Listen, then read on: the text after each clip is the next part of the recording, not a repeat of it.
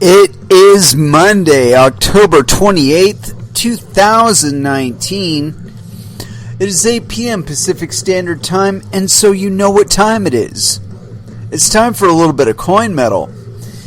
And it was a very educational, get your ass kicked at Jiu-Jitsu Monday, doing a lot of escapes. This one, it was a, I want to say it was, entering, well, the last thing we were doing anyway was an entry from like the bullfight pass position, where you come in and you immediately drop down your elbows and you get the double underhooks, right? And navigating that around to a arm bar. Although I gotta say, it felt a little bit disjointed. You know, I think we were. But I think it was because at the end we did something where we were going to switch sides and we progressed into another thing instead, and that kind of confused things. But anyway, yeah, all told, it was a good class. Under this one instructor, it's always very high energy. Although we were doing also strike defense and strike reaction. And I just don't do that enough. I mean, the instruction was, you know, it's like you receive a jab, then you throw a jab back right away, and then your opponent throws you another jab afterward. And I kept getting that wrong. And like I said, I wasn't even high, so it's, you know, it's not one of those things where I could blame Pod or something like that. It's just I'm not very good on my striking. I gotta definitely step that up. But yeah, so we were doing some striking stuff, and then of course that bullfight pass thing. I really liked that. I mean, because it's a smashy kind of pass, and the instructor even looked at me and he said, you know, if you're built like this guy, you know that this is the kind of pass, you know, that's kind of lends itself to your proportions and body type and all that. And so yeah, I own it. I like to smash pass. But yeah, all told, a pretty casual day. I shouldn't say casual. It wasn't all that casual, honestly. I mean, it was casual in that we were the pace of different stuff that we were learning. It was all very casual in that. You know, there was actually a linear flow from beginning to end. I think it was a little bit distracting for the instructor to there were a couple of distractions there for the instructor. I'm not going to go into what they were, just because, you know, it's neither here nor there. But it was there, and you know, but all told, I feel like he dealt with it quite well. So I can't really complain too much. Anyway, let's go ahead and throw down into some music. And of course, we're going to play Body Count, because that's what we play for our first dance most of the time. And today's no different. So as far as where we're going to go with that, though, well, no, not that one. Talk Shit, Get Shot. First Dance, here on Coin Metal.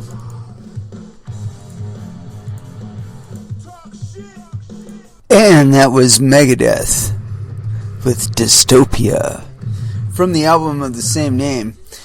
Oh, and a little bit of news on that front. It seems Dave Mustaine had contracted some form of throat cancer, I believe it was. I don't know enough about it to know exactly where the cancer was in his body. I only know that he was in treatment for cancer, and he has defeated it. So, that's cool. Good on you, Mr. Mustaine. Hopefully you'll be able to tour now. Anyway, as far as what we're going to get into today, it seems like there's another spate of this fucking blockchain bullshit. And I'm wanting to look a little bit further into it to find out exactly what the catalyst is. I know that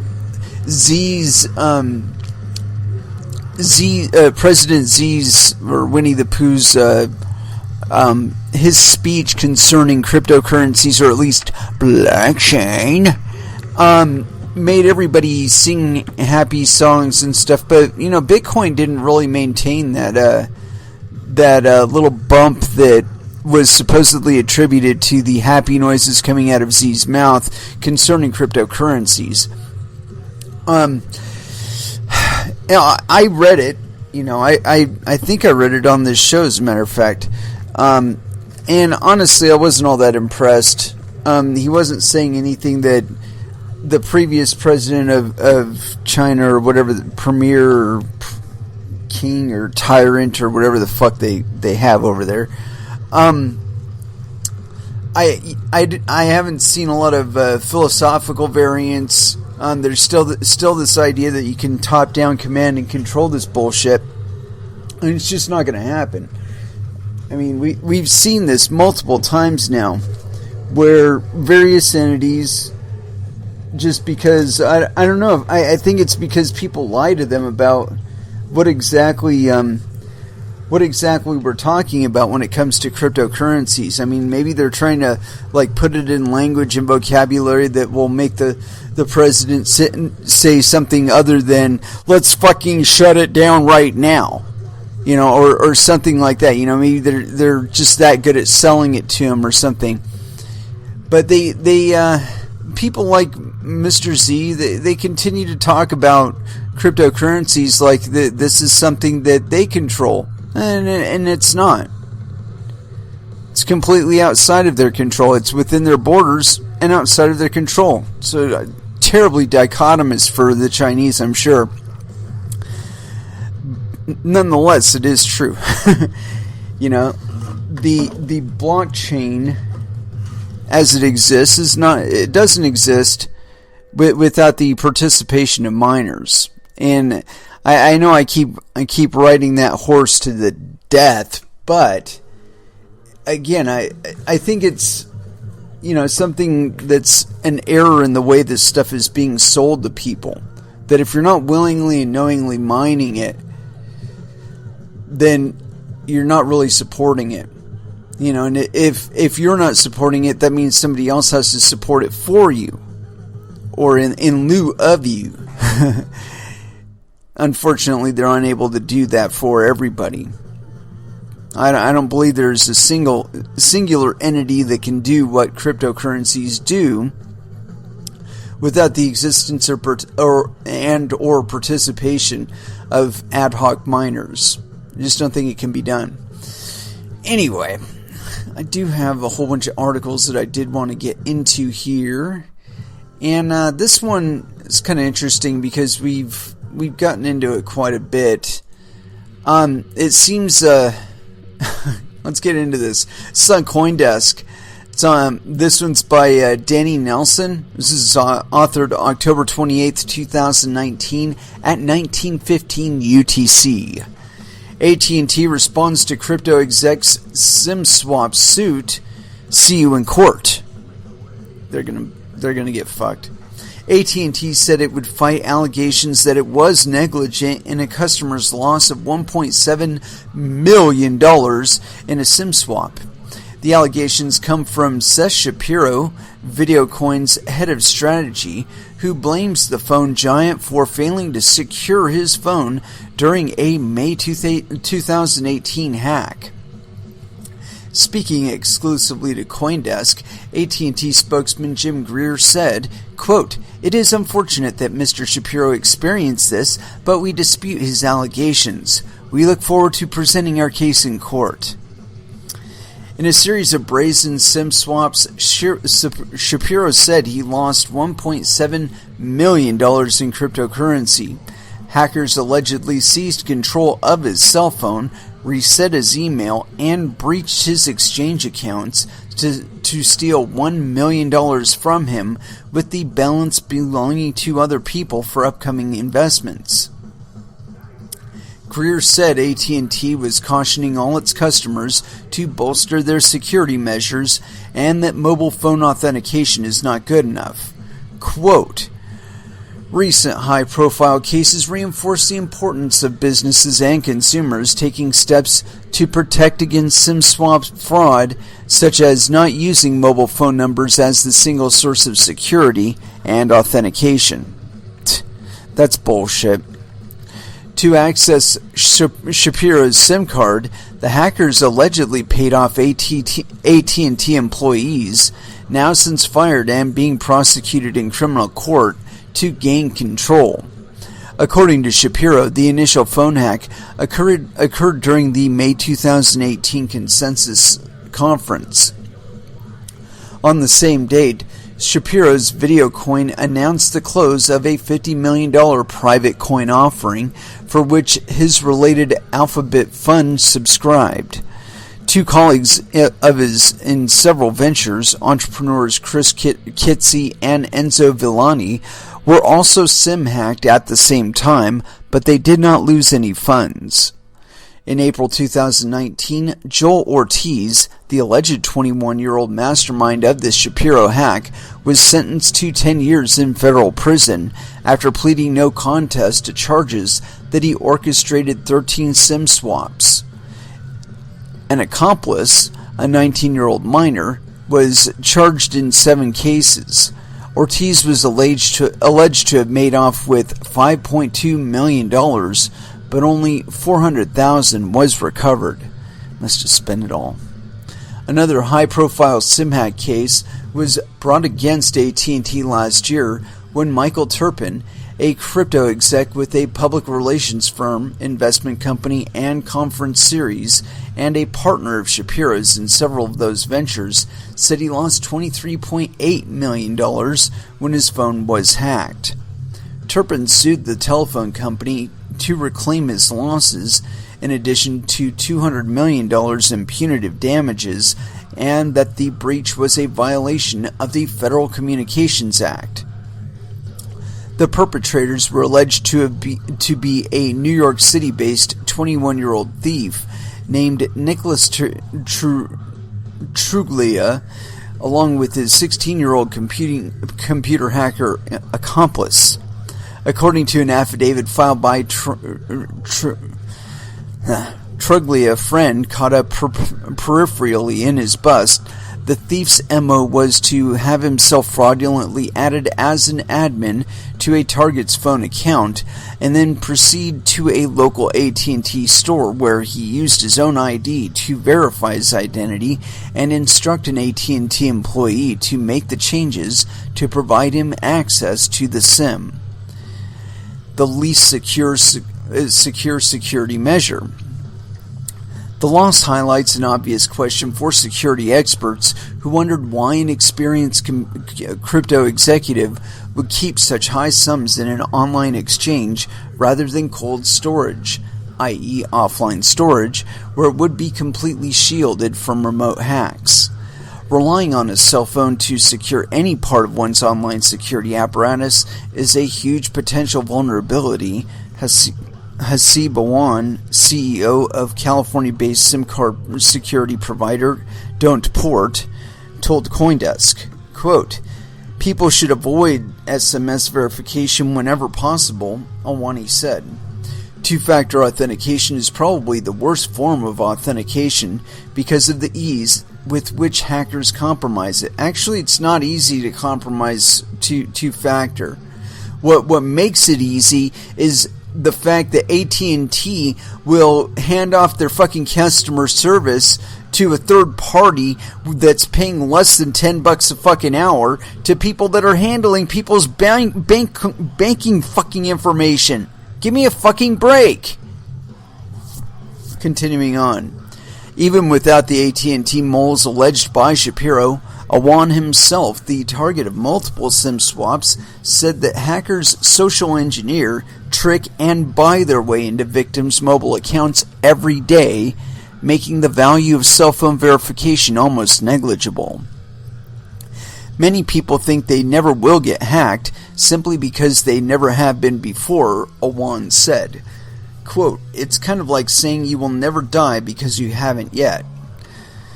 That hubris makes them even more vulnerable." No, it's a matter of data segregation.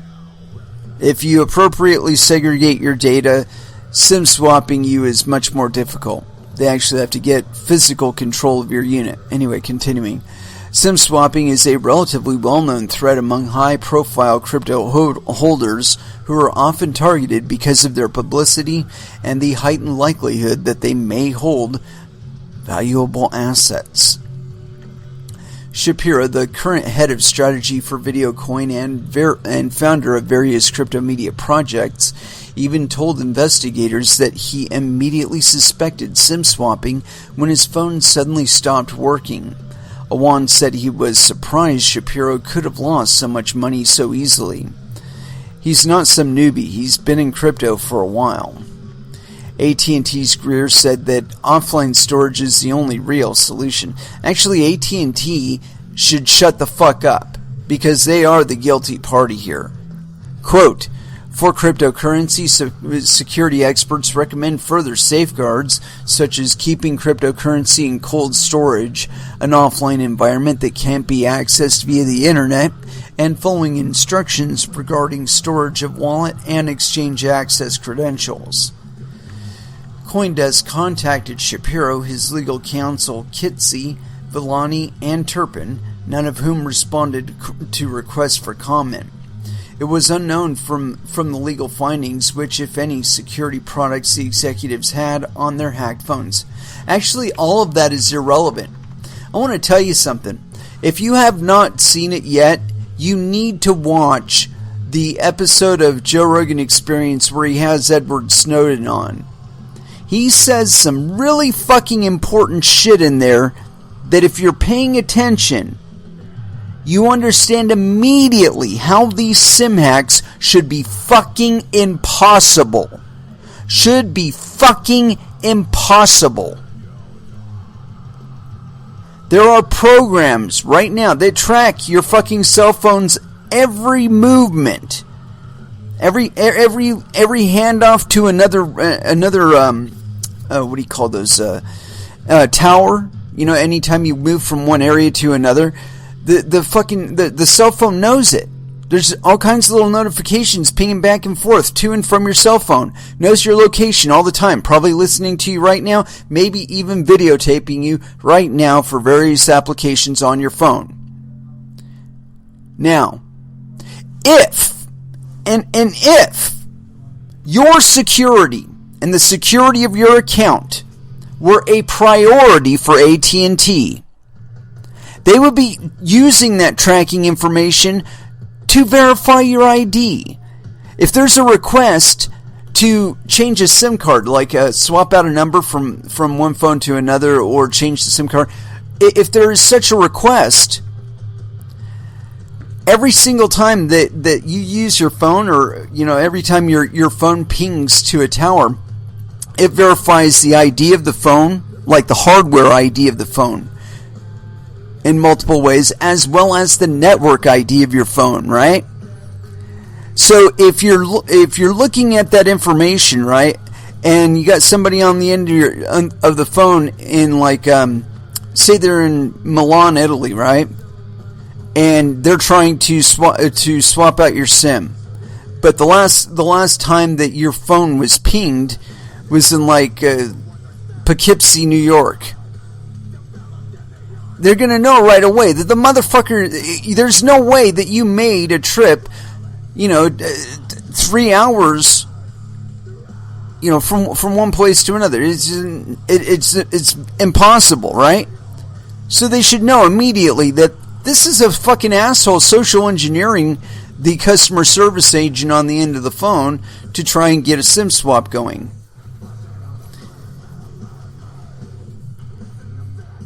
But they don't. And you know why?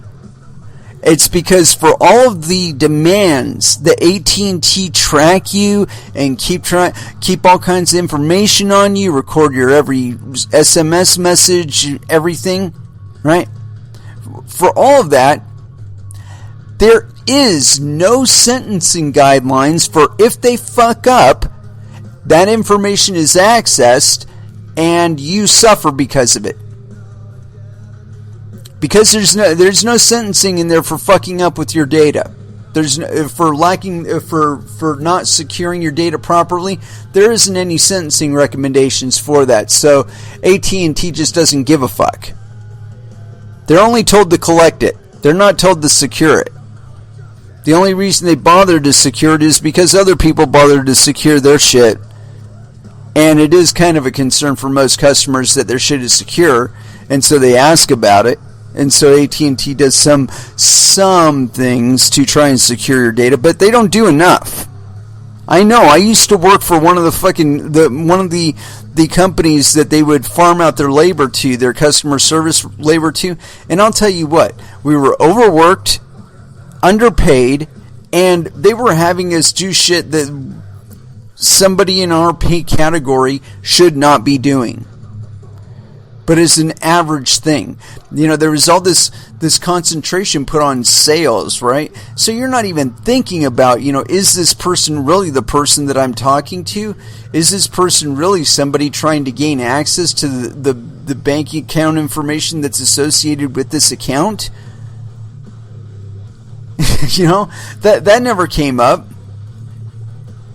That wasn't a really big concern. I mean, there was a concern about social engineering, and they did review it, only enough to say that they did, and that we conceptually understood that there's this thing out there called a social engineer, but that's only so their ass is covered in court, and that's about the way they treated it, too.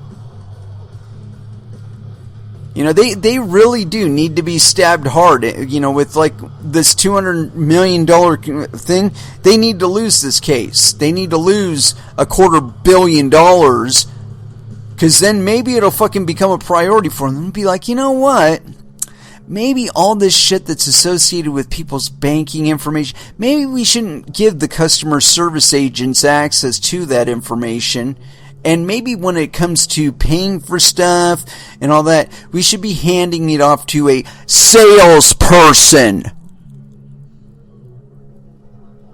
rather than a customer service agent.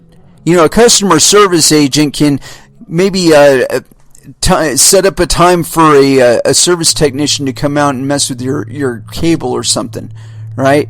Or coordinate with you to schedule the install that they're going to do at your house or whatever. But a salesperson is the one that needs to be the one handling your fucking money and all that other shit. But the customer service agent does not need access to that information. And so trying to conflate the two, just so they can like psychologically coerce you into buying more shit that you didn't really want when you're trying to call in to maybe add your daughter to your phone account or something like that.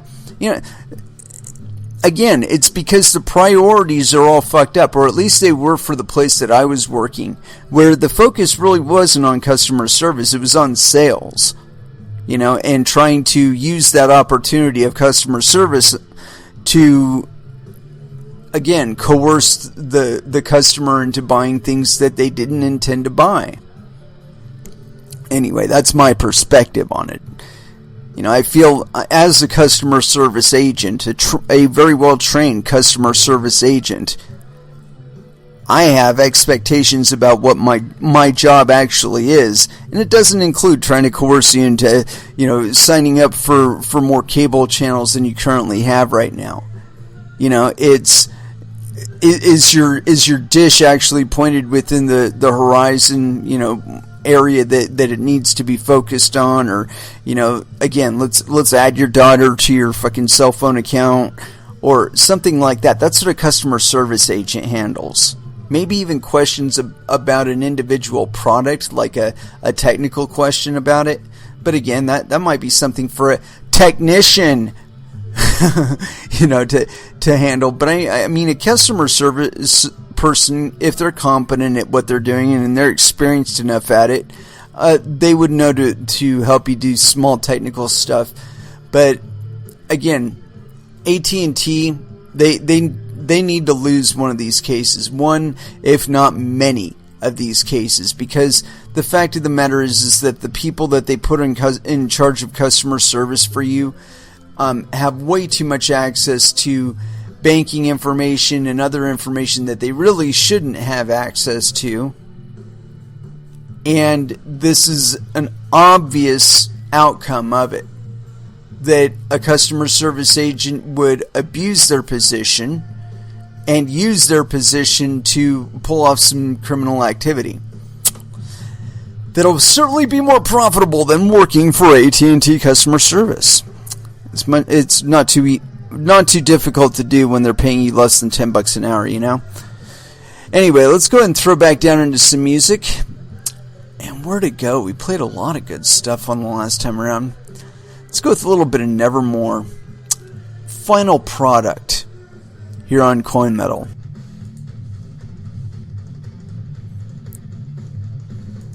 And that was Tool with Vicarious. And I would have let that run just one more, but it seems we were up in our music break, and so I didn't want to press it too far, you know. Anywho, I started hunting down something because it's kind of like near and dear to my heart, but I think I'm going to stick with what we were covering, which is this business with this whole lawsuit. I don't know. I got a couple other things that I wanted to cover too, but this is kind of interesting because, like I said, we'd already started down this path before, so let's just go for it. And I've got the PDF for the civil complaint and the demand for a jury trial, and this is the nature of the action.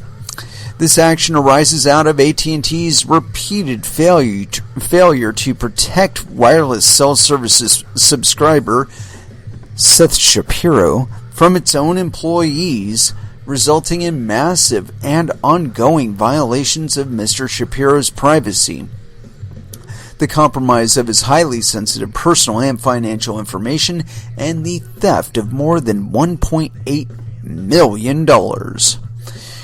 AT&T is the country's largest wireless provider. Tens of millions of subscribers entrust AT&T with the access to their confidential information, including information that can serve as a key to unlock subscribers' highly sensitive personal and financial information. Recognizing the harms that arise when wireless subscribers' personal information is accessed, disclosed, or used without their consent, federal and state laws require AT&T to protect this sensitive information. Gosh, I wonder where that is. I haven't actually seen anything like that. And you know, I need to make one minor correction here. Just give me one moment. I'll be right back.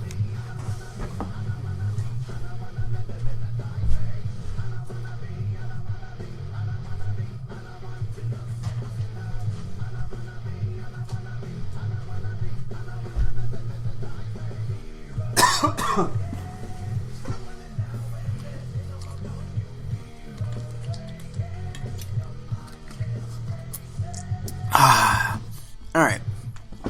So, like I said, I suppose I should probably go through some sort of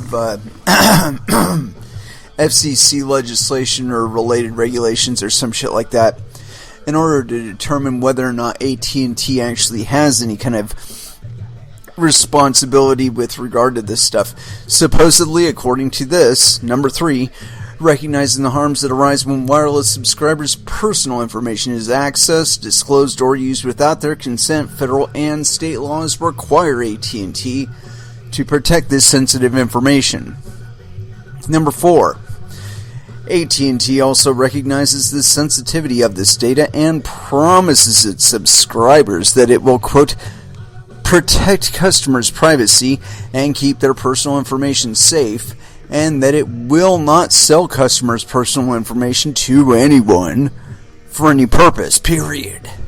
AT&T repeatedly broke these promises. Yeah, that's kind of what they do. Number 5, in an egregious violation of the law and its own promises, And despite advertising itself as a leader in technological development and as a cybersecurity savvy company, AT&T repeatedly failed to protect Mr. Shapiro's account and the sensitive data it contained. AT&T failed to implement sufficient data security systems and procedures and failed to supervise its own personnel, instead standing by its employees used their position at the company to gain unauthorized access to Mr. Shapiro's account in order to rob, extort, and threaten him in exchange for money. Number 6.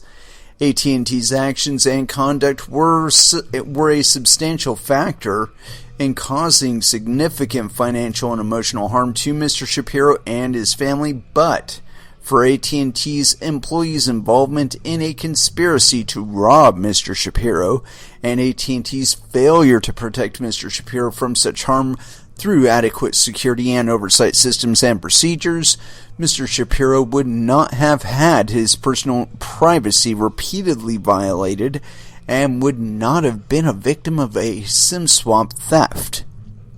Number 7.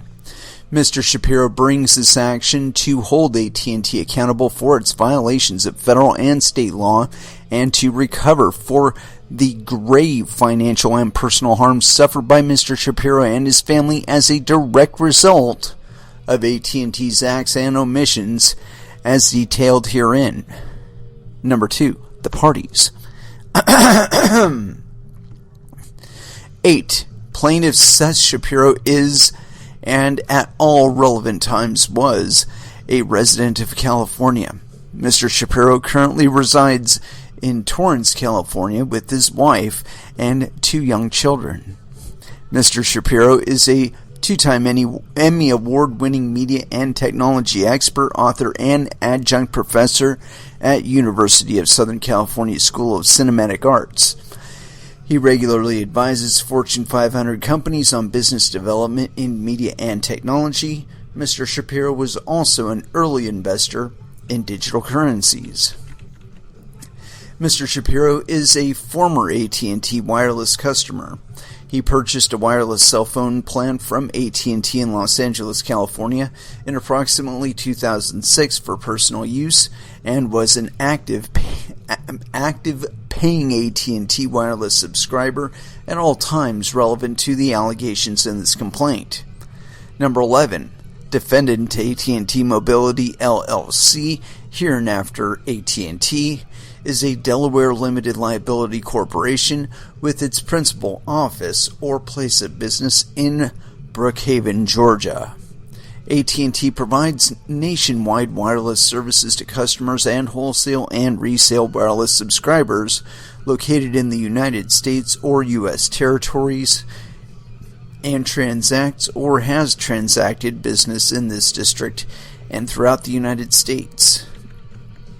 It is the second largest wireless carrier in the United States, with more than 153 million subscribers, earning $71 billion in total operating revenues in 2017 and $71 billion in 2018. As of December 2017, AT&T had 1,470 retail locations in California. Wow. That's just in one state. 12. AT&T provides wireless service to subscribers in the United States. AT&T is a common carrier governed by the Federal Communications Act, FCA 47 U.S.C. 151. AT&T is regulated by the Federal Communications Commission for its acts and practices, including those occurring in this district. 13. AT&T Inc., AT&T's parent company, acknowledged in its 2018 annual report that its, quote, profits and cash flow are largely driven by its mobility business, and nearly half of the company's EBITDA, earnings before interest, taxes, depreciation, and amortization, come from mobility. Number 14.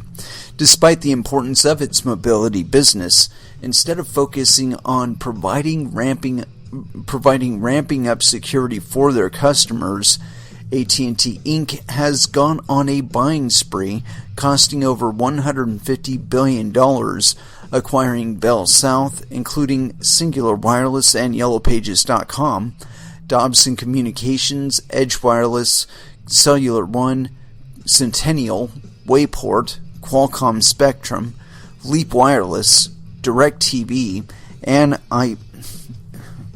iUSA Cell and N2 Holdings, now AT&T Mexico. During the same period, AT&T's mobile phone business was rated the worst among major providers. Consumer Reports named it the worst carrier in 2010, and the next year, J.D. Power found AT&T's network the least reliable in the country, dubious achievement that it also earned in prior years. Little wonder that its customers were the least happy of subscribers of the Big Four carriers, according to the American Consumer Index. In the meantime, AT&T Inc. has purchased for a total equity value of $85.4 billion, Time Warner Inc., the owner of HBO, Warner Brothers, CNN, Turner Broadcasting, Cartoon Network, Turner Classic Movies, TBS, TNT, and Turner Sports. 3. Jurisdiction and venue. 15. This court has jurisdiction over this matter under 28 U.S.C. 1331 because this case arises under federal question jurisdiction under the Federal Communications Act, FCA. The court has supplemental jurisdiction under 28 U.S.C. 1367 over the state law claims because the claims are derived from a common nucleus of operative facts. The court also has jurisdiction over this action pursuant to 28 U.S.C. 1332 because Mr. Shapiro is a citizen of a different state than AT&T. 16. This court has personal jurisdiction over AT&T because AT&T purposefully directs its conduct at California, transacts substantial business in California, including in this district, has substantial aggregate contracts with California, including in this district, engaged and is engaging in conduct that has and had a direct, substantial, reasonably foreseeable, and intended effect of causing injury to persons in California, including in this district, and purposely avails itself of the laws of California. AT&T had more than 33,000 employees in California as of 2017 and 1,470 retail locations in the state. Mr. Shapiro purchased his AT&T wireless plan in California, visited AT&T retail locations in California, and was injured in California by the acts and omissions alleged herein. 17. In accordance with 28 U.S.C. 1391, venue is proper in this district because a substantial part of the conduct giving rise to Mr. Shapiro's claims occurred in this district, and defendant transacts business in this district. Mr. Shapiro purchased his AT&T wireless plan in this district and was harmed in this district and where he resides AT&T's acts and omissions as detailed herein. Allegations applicable to all counts. Let's see. Number 18. As a telecommunications carrier, AT&T is entrusted with the sensitive wireless account information and personal data of millions of Americans, including Mr. Shapiro's confidential and sensitive personal information and account information. 19.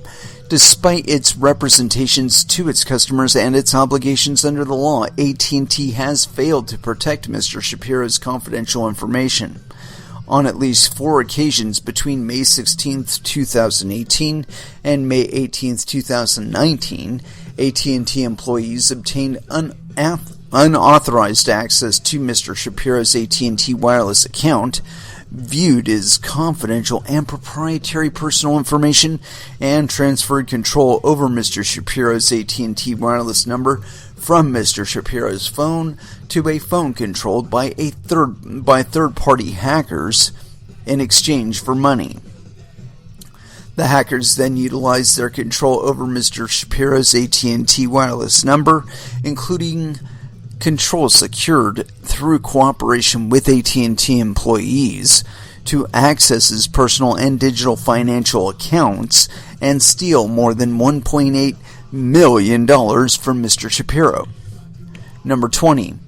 This type of telecommunications account hacking behavior is known as SIM swapping. Letter A, yeah. SIM swapping is a type of identity theft involving the transfer of a mobile phone number. 21. On 4 occasions from 2018 and 2019, Mr. Shapiro was the target of SIM swapping. 22. SIM swapping refers to a relatively simple scheme wherein third parties take control of a victim's wireless number. The hackers then use that phone number as a key to access the victim's digital accounts, such as email, file storage, and financial accounts. 23. Most cell phones, including the iPhone owned by Mr. Shapiro at the time of his SIM swaps, have internal SIM subscriber identity module cards. A SIM card is a small, removable chip that allows a cell phone to communicate with the wireless carrier and the carrier to know what subscriber account is associated with that phone.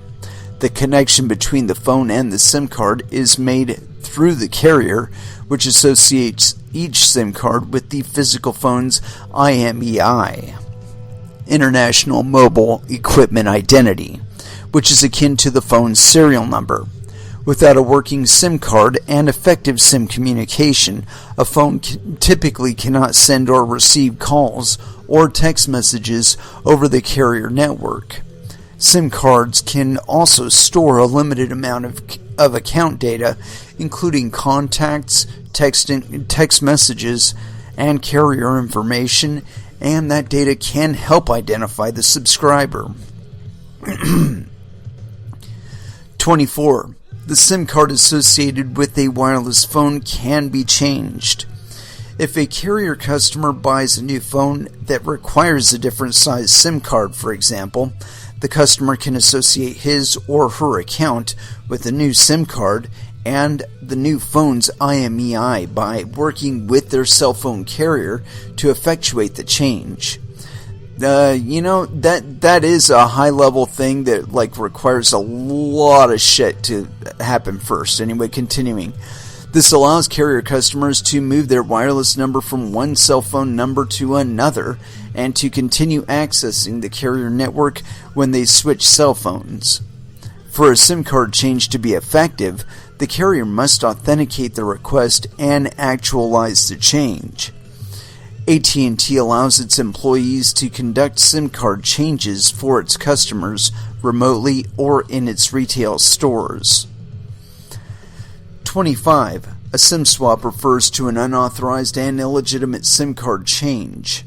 During a SIM swap attack, the SIM card associated with the victim's wireless account is switched from the victim's phone to a phone controlled by a third party.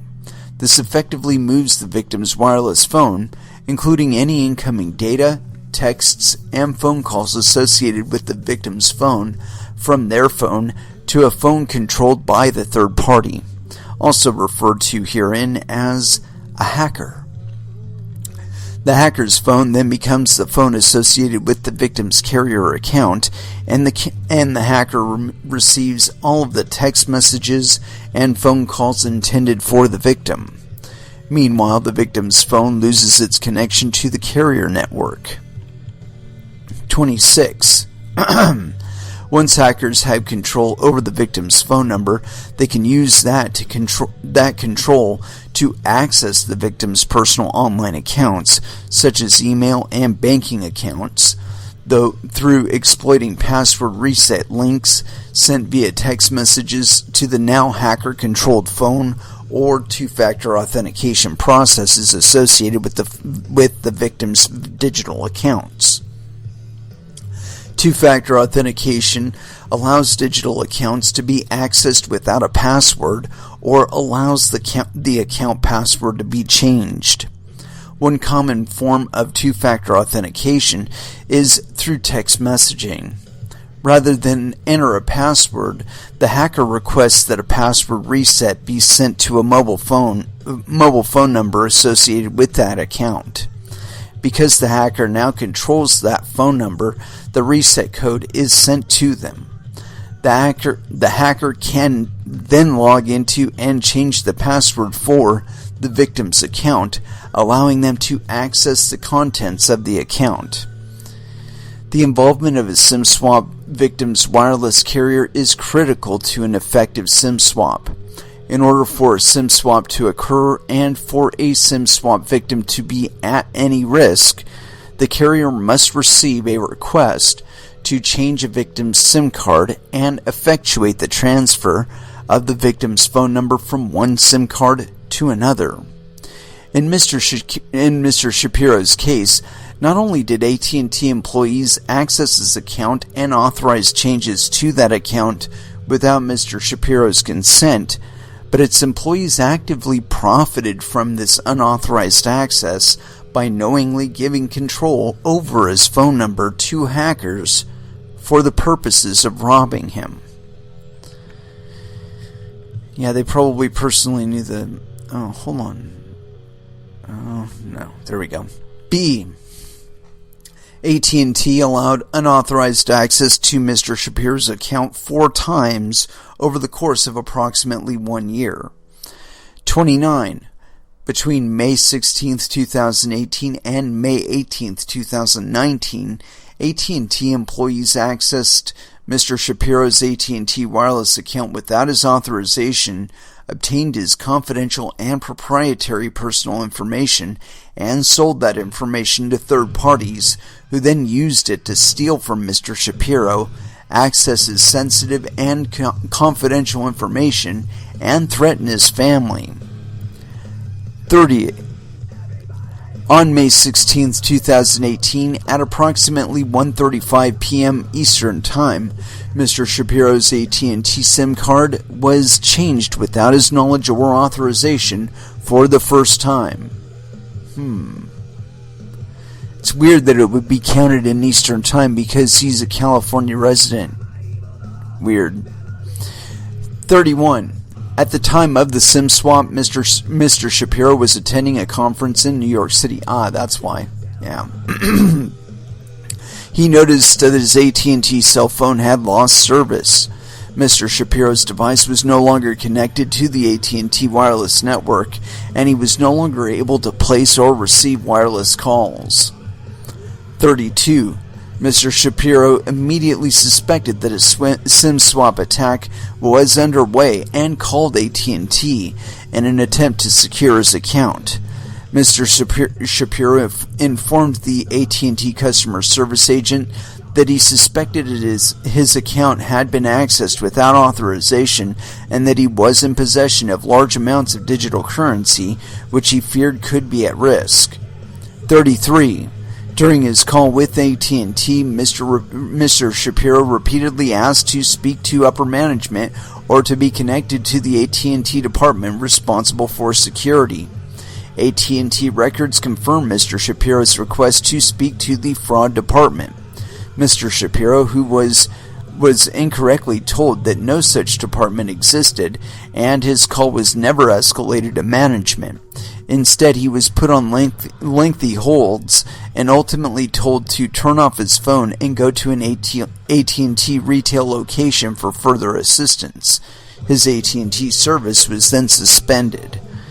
34. Immediately upon ending the call with AT&T's customer service, Mr. Shapiro went to an AT&T retail store in Manhattan, New York. Upon arriving, Mr. Shapiro informed AT&T employees, including an AT&T sales representative, Janus Arias, that he suspected unauthorized SIM swap activity on his account, and once again advised that he had confidential information and digital currency that could be at risk. 35. AT&T employees advised Mr. Shapiro to purchase a new wireless phone with a new SIM card from AT&T. On this advice, Mr. Shapiro purchased a new iPhone for several $100s, as well as a new SIM card in the new AT&T retail store.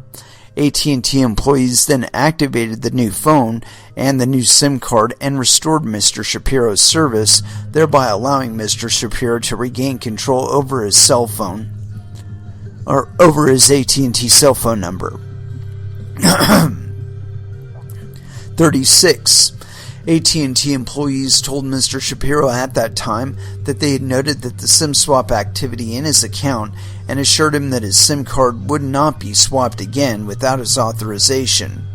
On this assurance, Mr. Shapiro decided not to close his AT&T account. 37.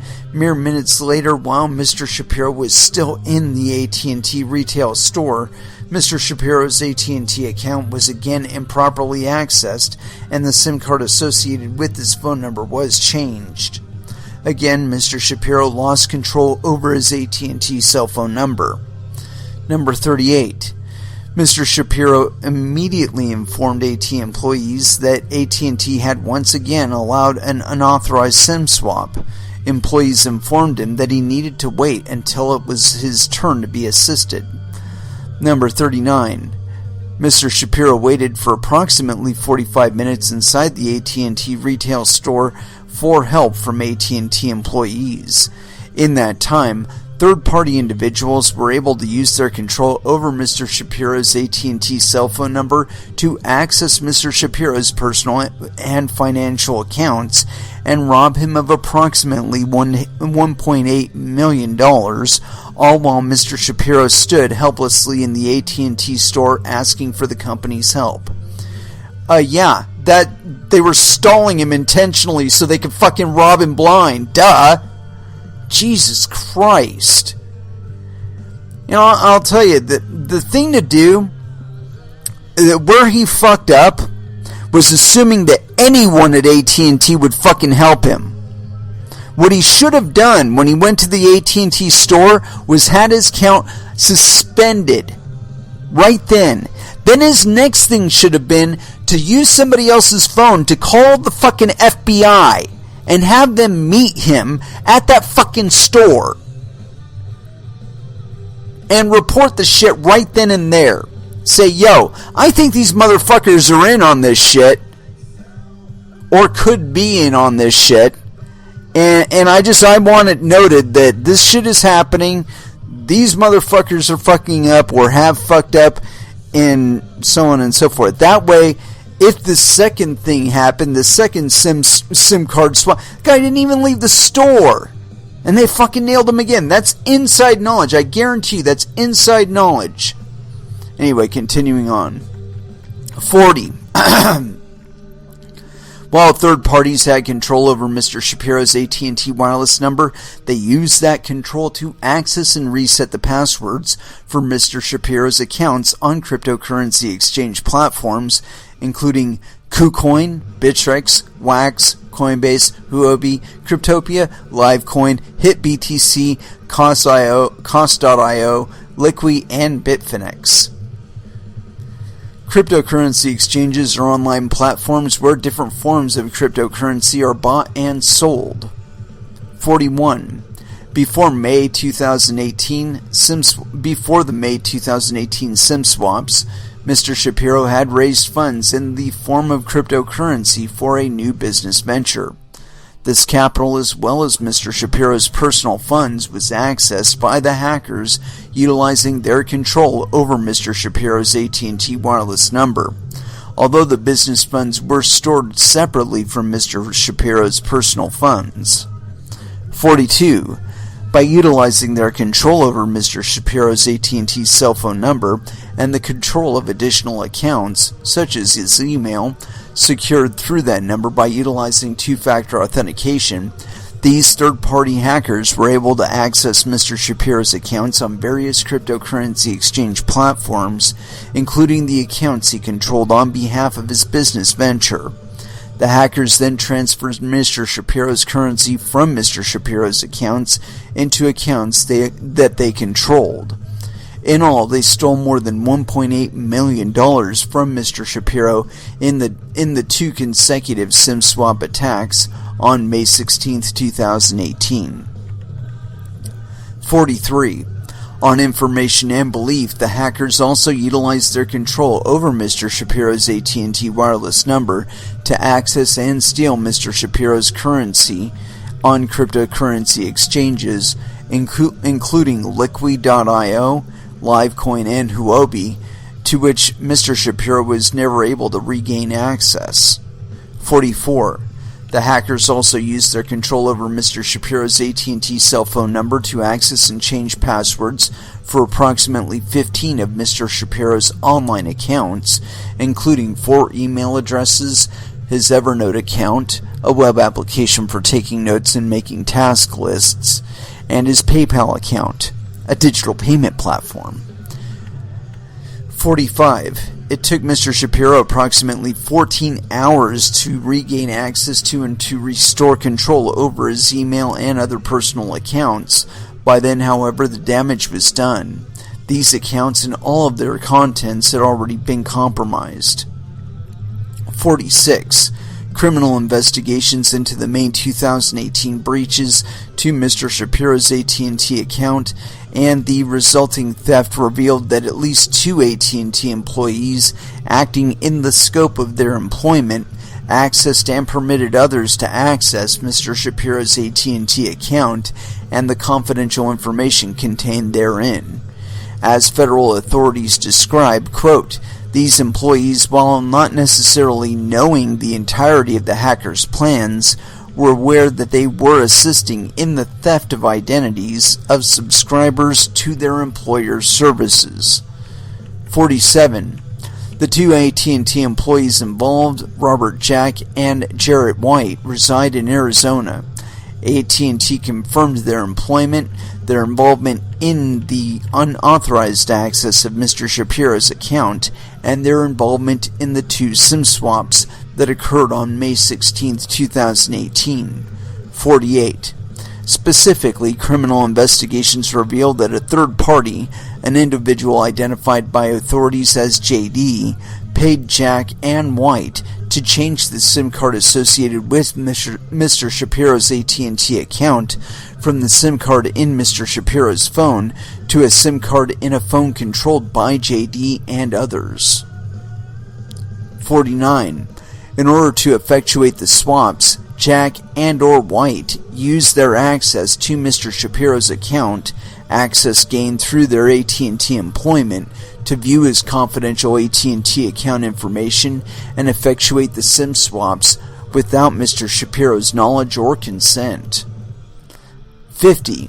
JD paid White $4,300 in exchange for White using his position, knowledge, and authority as an AT&T employee to conduct SIM swaps, including the May 16, 2018 SIM swaps of Mr. Shapiro.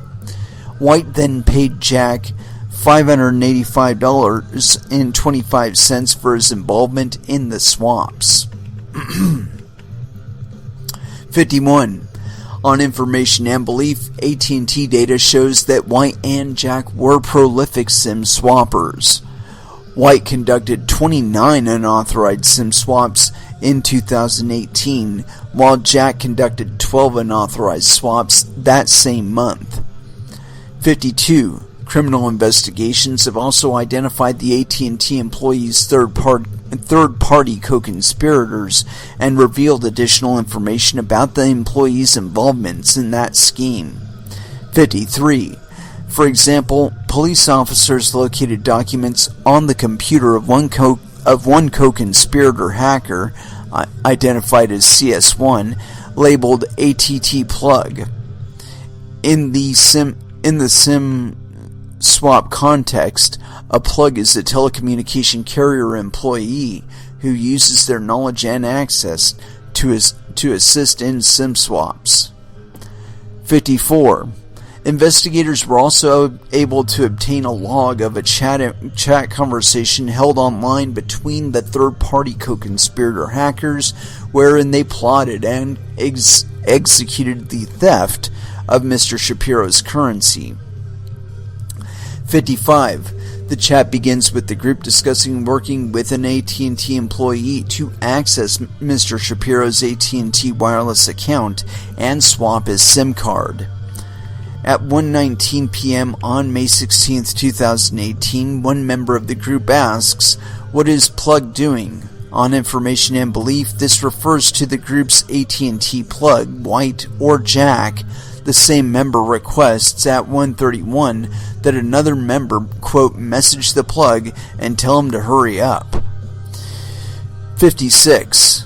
Beginning at 1:38, a member informs the group that the Plug is doing it right now and then, quote, "it's activated." On information and belief, this refers to Mr. Shapiro's AT&T account being activated on a phone utilized by the hackers, the result of a successful SIM swap effectuated by one or more of the involved AT&T employees. 57. Once the SIM swap was complete, the group began using their control over Mr. Shapiro's AT&T wireless number to access his personal and financial accounts. At 1:58 and 2:10 p.m., the chat log shows the group using Mr. Shapiro's number, which they share over the chat, to access and reset the passwords for his email accounts. 58. At 2:18 p.m., the chat log shows the group accessing Mr. Shapiro's Bittrex account and withdrawing his digital currency. 59.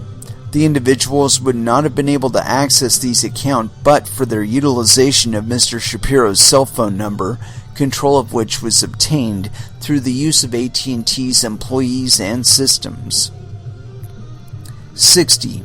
Throughout the chat, the group refers to an additional male individual, the AT&T Plug, helping them access Mr. Shapiro's account. At 3:11 p.m., one member brags, quote, "My AT&T guy is a supervisor. He ain't ever getting fired." 61. The chat also reflects Mr. Shapiro's attempt to regain control of his AT&T account. At 3:39, one member warns that Mr. Shapiro is, quote, "trying to get the number back." Another, referring to the AT&T co-conspirator, asks whether he wants the guy to swap it back. At the end of the chat, a group member brags that they made, quote, $1.3 million, and they began plotting how to route the stolen cryptocurrency through various accounts and currencies in order to cover their trail. They also brag about plans to, quote, "buy some Gucci or a dream car with the money they stole from Mr. Shapiro." 62. As these hackers and AT&T employees stole Mr. Shapiro's life savings and made plans to spend it on luxury goods, Mr. Shapiro was still standing in the AT&T retail store in Manhattan, New York, asking AT&T for help. He was told to wait as his accounts were drained and his personal information was compromised. 63. After the May 2018 SIM swaps, AT&T employees told Mr. Shapiro that his account would be safe from future attacks because they had put a note on his account that would prevent any future SIM swaps. 64. Mr. Shapiro also changed his AT&T account passcodes on the advice of AT&T employees. AT&T informs its customers that these account passcodes, which are different than account sign-in passwords or the passcodes used to access a wireless device, are used to protect their wireless accounts and may be required when a customer manages their AT&T account online or in an AT&T store. AT&T employees represented to Mr. Shapiro that this passcode would not be shared with anyone and they would protect his account from future unauthorized SIM swaps. Mr. Shapiro decided not to close his AT&T account in reliance on these assurances. 65.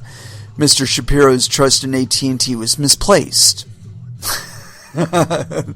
On November 1st, 2018, Mr. Shapiro again noticed that his cell phone had lost service and suspected a SIM attack, or SIM swap. Shortly thereafter, he received an alert that someone had accessed and changed the password to, at minimum, his Google email accounts. This also caused all information stored in this account, including sensitive and confidential personal, financial, and legal information, to be compromised. 66. Mr. Shapiro contacted AT&T and confirmed that he had indeed been SIM swapped a third time. Again, AT&T employees represented to Mr. Shapiro that they had taken steps to prevent any further SIM swaps on his account. 67. On May 14, 2019, Mr. Shapiro received a letter from AT&T's Director of Compliance, Nina M. Romano, informing him that, quote, an employee of one of AT&T's service providers accessed Mr. Shapiro's customer proprietary network information without authorization. The letter did not indicate which of the three prior SIM swap attacks it concerned. It stated that AT&T had, quote, taken appropriate action regarding the AT&T employee involved and had, quote, notified federal law enforcement concerning the unauthorized access of your CPNI as required by Federal Communications Commission's regulations. 68. Despite these assertions, Mr. Shapiro was SIM swapped for a fourth time on May 18, 2019 at approximately 10:45 p.m. Again, Mr. Shapiro lost AT&T service and began receiving alerts that the passwords for his personal digital accounts had been changed. 69. Mr. Shapiro immediately contacted AT&T customer service. Dude, no, wrong. Dude, you need to be calling the FBI when that shit's happening. Anyway, continuing. After several long holds and Mr. Shapiro's repeated requests, his call was elevated to an AT&T supervisor.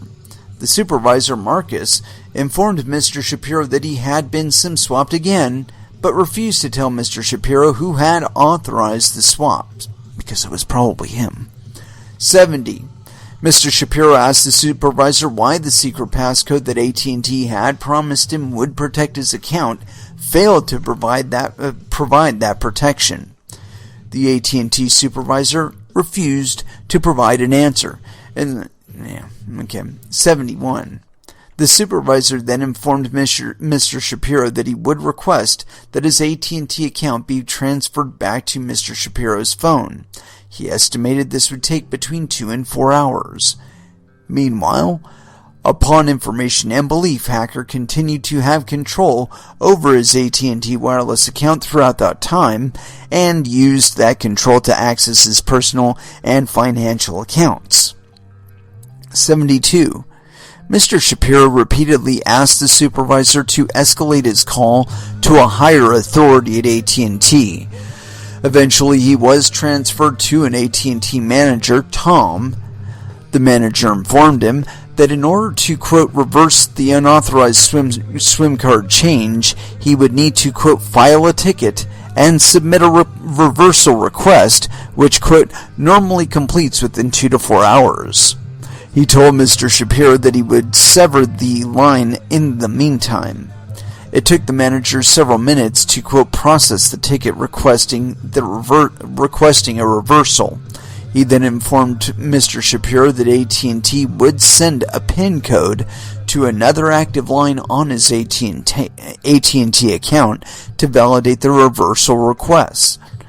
This required Mr. Shapiro to get his 12-year-old daughter out of bed after midnight to use her phone to receive the PIN code. The manager told Mr. Shapiro they would investigate how his account got compromised. 73.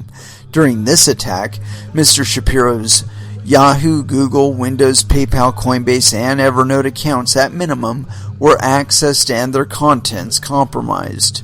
The hacker changed passwords on his Evernote, PayPal, Coinbase, and Gmail accounts, temporarily locking Mr. Shapiro out of the accounts. Changed the recovery email for his Gmail account to an email they controlled, and deleted his Gmail security question.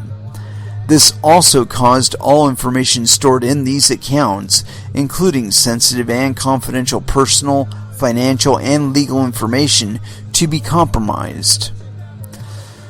74. On July 19, 2019, Mr. Shapiro received another letter from AT&T's Director of Compliance, Nina M. Romano, informing him that once again, an employee of one of AT&T's service providers accessed Mr. Shapiro's customer proprietary network information, CPNI, without authorization. The letter did not indicate which of the four SIM swaps the SIM swap attacks it concerned. It stated that AT&T had, quote, taken appropriate action regarding the AT&T employee involved and had notified federal law enforcement concerning the unauthorized access of your CPNI as required by Federal Communication Commission regulations. 75. On September 6, 2019, Mr. Shapiro received a third letter from Ms. Romano informing them that an unknown and unauthorized person gained access to Mr. Shapiro's customer proprietary network information without authorization. Once again, the letter did not indicate which of the four SIM swap attacks it concerned. It stated that AT&T had moved quickly to disable system access to the unauthorized person and had notified federal law enforcement concerning the unauthorized access of your CPNI as required by Federal Communications Commission regulations. The SIM swaps have exposed Mr. Shapiro and his family to ongoing threats of physical harm and extortion. On February 10, 2019, Mr. Shapiro received, on the same AT&T wireless line that had been hacked, text message threats from an anonymous individual, blah blah blah, contacting you. It's simple and straightforward. I have request to all your sensitive information. Yeah, I know where you live. I know where your family is. Yeah, you're fucked. 77. This individual knew Mr. Shapiro's name and AT&T wireless number and warned that they had access to all of his sensitive personal information.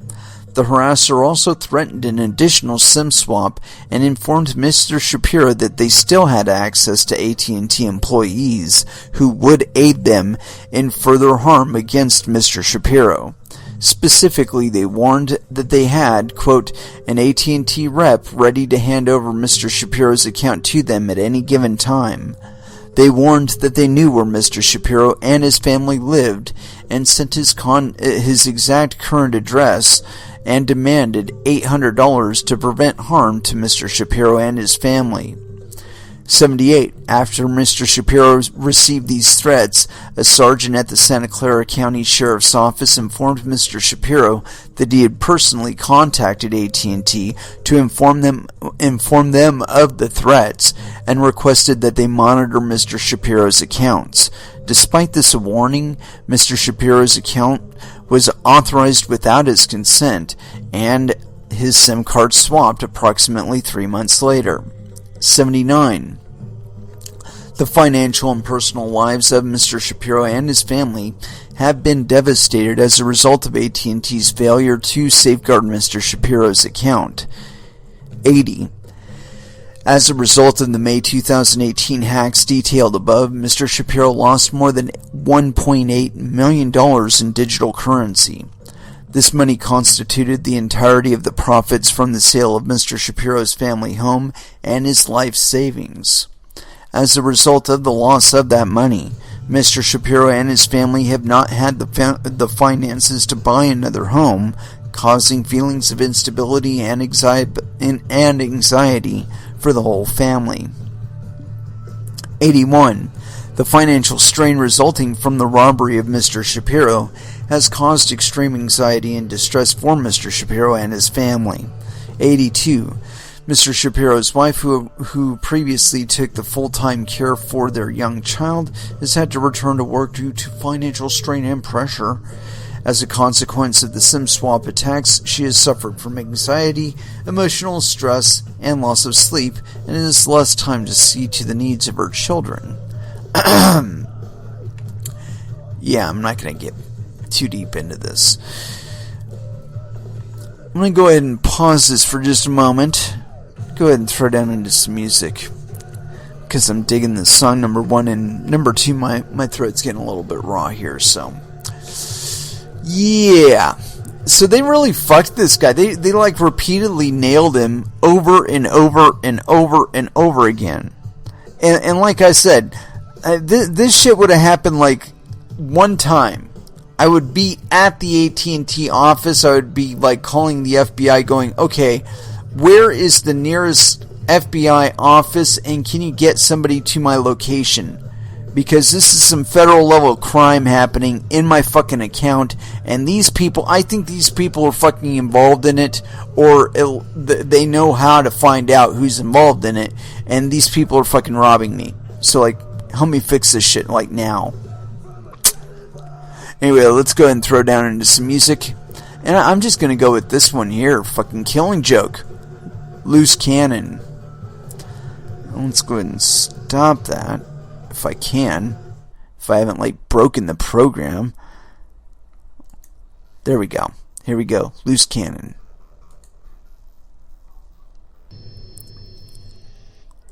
And that was Slipknot with Unsainted.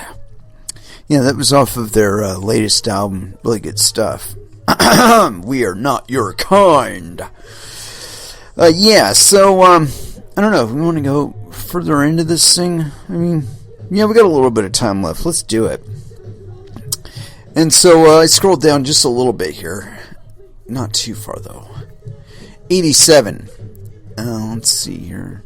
No, I don't want to do that one. We've already done that.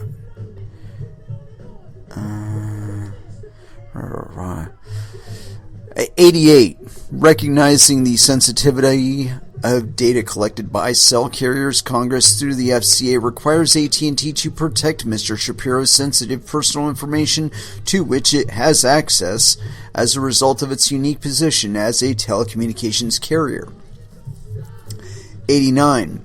Section 222 of the FCA, which became part of the Act in 1996, requires AT&T to protect the privacy and security of information about its customers. Likewise, Section 201B of the Act requires AT&T's practices related to the collection of information from its customers to be, quote, just and reasonable, and declares unlawful any practice that is unjust or unreasonable.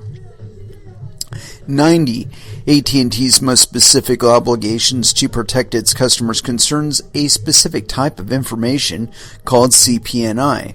Specifically, the FCA requires telecommunications carriers to take specific steps to ensure that the CPNI is adequately protected from unauthorized disclosure. 91. Carriers such as AT&T are liable for failures to protect their customers' unauthorized disclosures.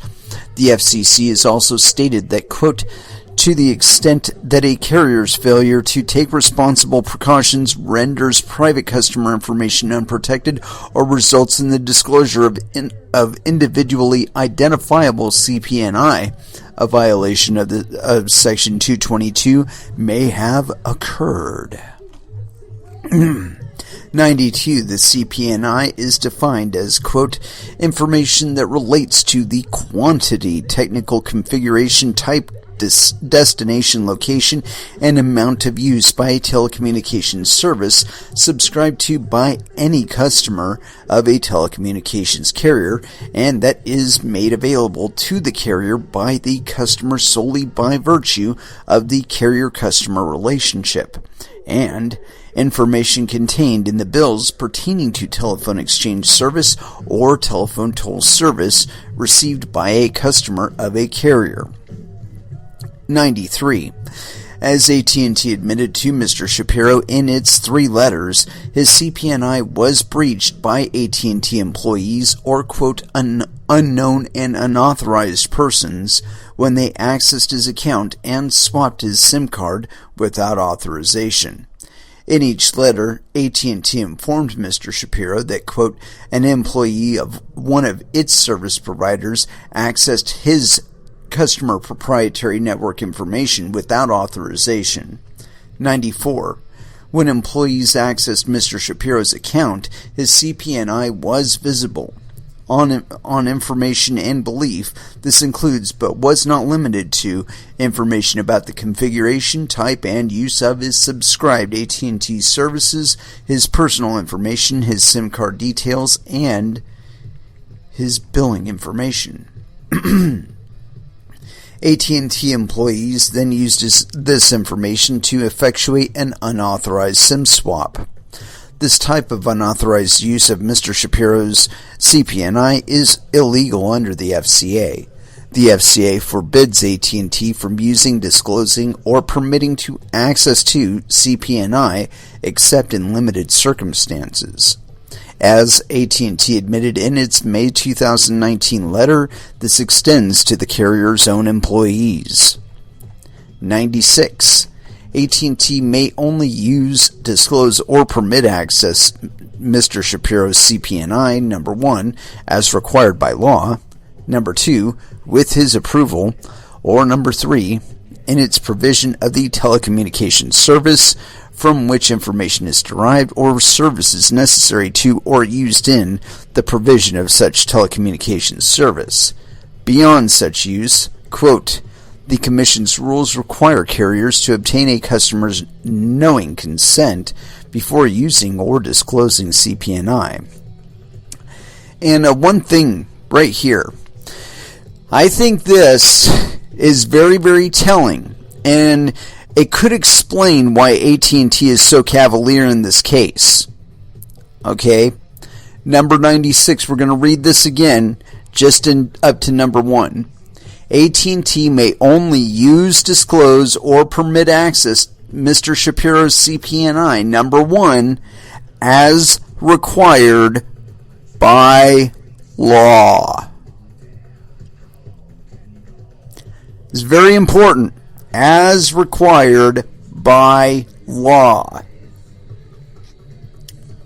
What this could mean in pertinence to this particular case is that Mr. Shapiro was under investigation for money transmitting or illegal money transmitting or some other illegal financial activity. And it would explain why he did not immediately go to the federal authorities or even the state authorities when this breach first began. And it's probably one of the reasons why the AT&T the individuals at AT&T were so confident that they would be able to continue to attack him and that he would just continue to stay with their service. So, yeah, I'm beginning to wonder there, because there is an issue with regard to those kind of things like financial activities, illegal financial activities, where they will seize accounts and shit like that. Like federal entities will seize accounts. And this could be just that Mr. Shapiro is like, he's trying to sue AT&T for complying with a federal investigation against him, or in the federal seizure of funds for his illegal activity. I don't know. But like I said, it would certainly explain why AT&T is so cavalier about this, because by all appearances that we're getting I'm getting from this PDF that we've digested today, and we didn't get to all of it, but we got like halfway through it. What I'm getting is that AT&T was acting in gross negligence, and that there is, or there should be, some sort of system of checks that they have regarding the access to such information as the CPNI. I mean, I can't disclose anything about any individuals or anything like that, because I don't have any of that information now. But, you know, having worked in that field I can say that I think there are points that they could put in their database or whatever regarding actions, and like heuristically or whatever, determine whether or not it's aberrant behavior. Like, there's no fucking way they should be able to flip the goddamn SIM within moments. I mean, SIM activation takes a moment or two for all of it to go through the network, okay?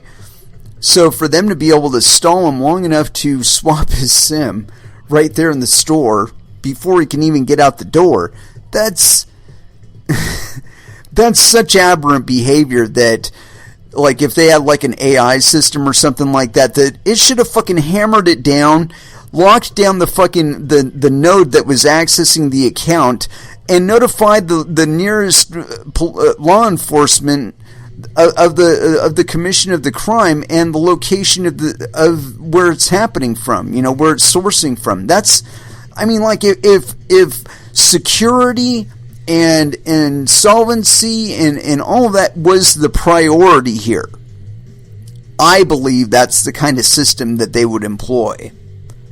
Because this kind of attack is not going to stop. We've read multiple instances on this show of people's information being shared in clear text over public networks and stuff like that. I mean, come on now. We are in the 21st century. Information, data is money. We've got to start treating it as such. Anyway, it is with that I'd like to close out this episode. Thank you very, very much for listening. I certainly do appreciate the support. We will be back again, possibly not. I'm as of right now, I am saying that we will not be back on Wednesday, but we will be back again on Friday. But there may be an update. If so, I will notify you guys on my yen.io account or Facebook. Unfortunately, I don't have Twitter anymore. I'm going to start increasing my other social media, though. I mean, because there's like a billion other places that I don't have accounts yet. So we're going to have to fix that. Anyway, it is with that I'd like to close out this episode. And as far as our last dance is concerned, man, we're cutting it really close to the wire here. I mean, I've got access to the server for